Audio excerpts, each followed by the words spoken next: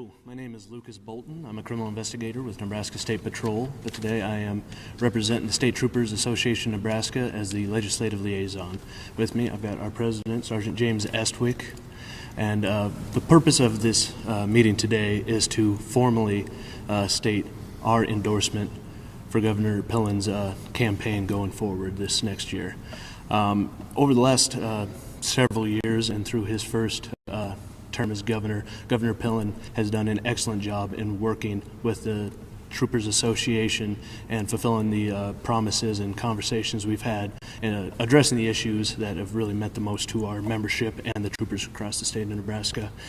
He has really helped close the gap when it comes to the pay issues that we had and made us a lot more comparable. Therefore, we can really attack the hiring issues that we've faced this last several years. And really what that does is it keeps us fully staffed or going towards full staffing and be able to provide all the services that are really important to all the citizens of Nebraska, making it a much safer place for everybody to live. There's been several other things that we've had issues as troopers, and Governor Pillen has stepped up and helped us address those in a very good way.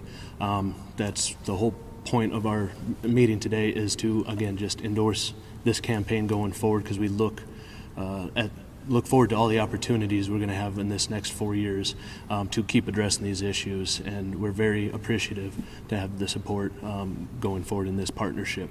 So with that, I'm going to hand it over to the Lieutenant Governor Kelly for a few comments. Thank you very much. Thank you. We are, I'll speak before the governor, but we're real honored to receive this endorsement, especially for me, for an organization that I worked almost 35 years with, often day to day, and I've always had tremendous respect for the Nebraska State Patrol. I know the governor, when we took over, wanted to do everything that we could to keep it as a premier law enforcement organization. I thought it was instructive just a few weeks ago when the colonel announced that some of the new slots that were going to be filled by that large graduating class we just had were even going into the scales. And if you think about overall safety of Nebraska's, that's a big component of it too. Are the trucks and the large vehicles that are out on the road safe and safely going down our roads and paying the taxes that they're supposed to be paying? But for me, I think I'm most pleased with our ability to do some little things and some big things out at the training center in Grand Island, because bigger and more frequent classes for the State Patrol and for our local law enforcement means getting staffed back up. 2015, the numbers dropped off the chart, and we had very small graduating classes. The governor just was able to speak to the largest class we've had in a long time. I think that's positive, and so we are honored to receive this endorsement and look forward to working with the State Patrol and Governor. I'll turn it over to you, sir. Thank you, Joe. Thank you. Well, good morning. Thank you for being here. And James and Lucas, just can't say thank you enough. We're humbled and incredibly grateful for our partnership and for your endorsement. We have a lot more work. We're really, really proud of the things that we've accomplished in 3 years. I say it all the time, the highest calling of government is to keep us safe. And it certainly didn't make sense to Joe and I on when we came in where things were at.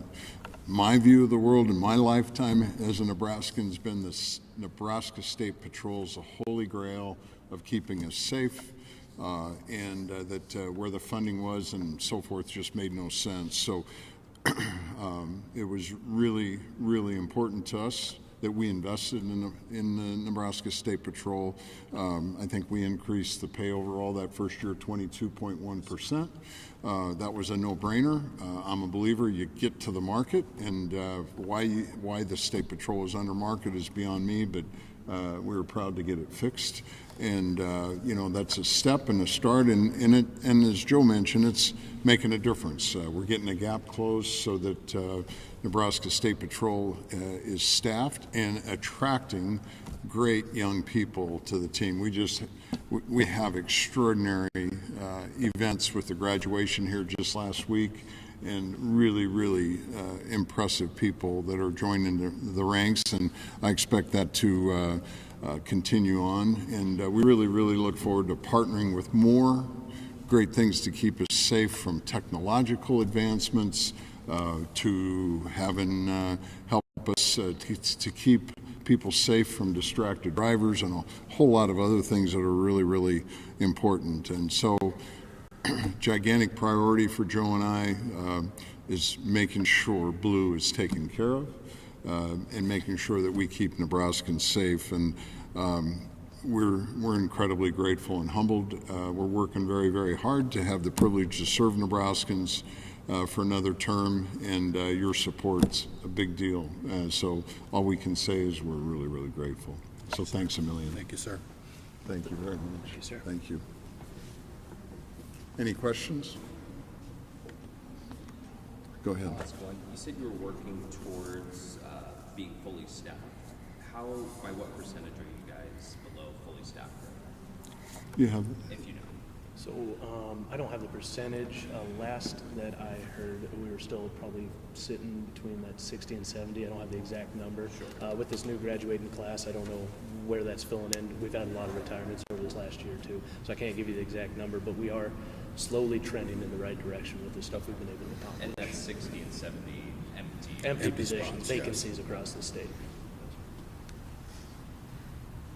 I do think one number that was a big step to get back over 500 troopers, and I think long-term goal is to be at 550, and that's maybe some discussions in regard to technological advances that can also help with the load.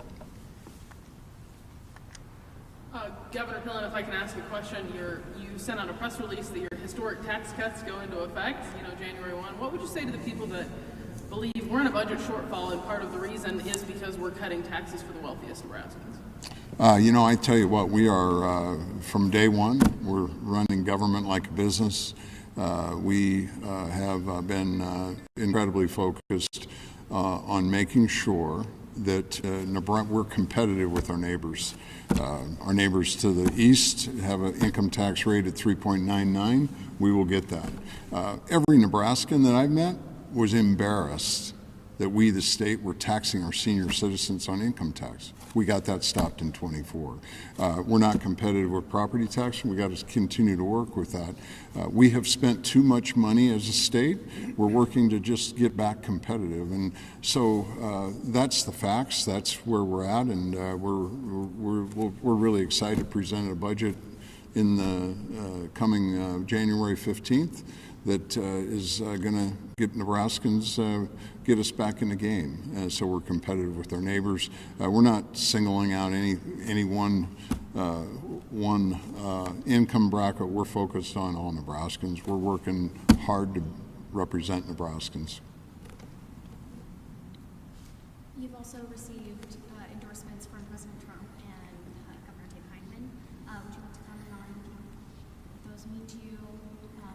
How those are going to affect your governorship going forward? Yeah, we're really grateful that President Trump, we've worked very hard.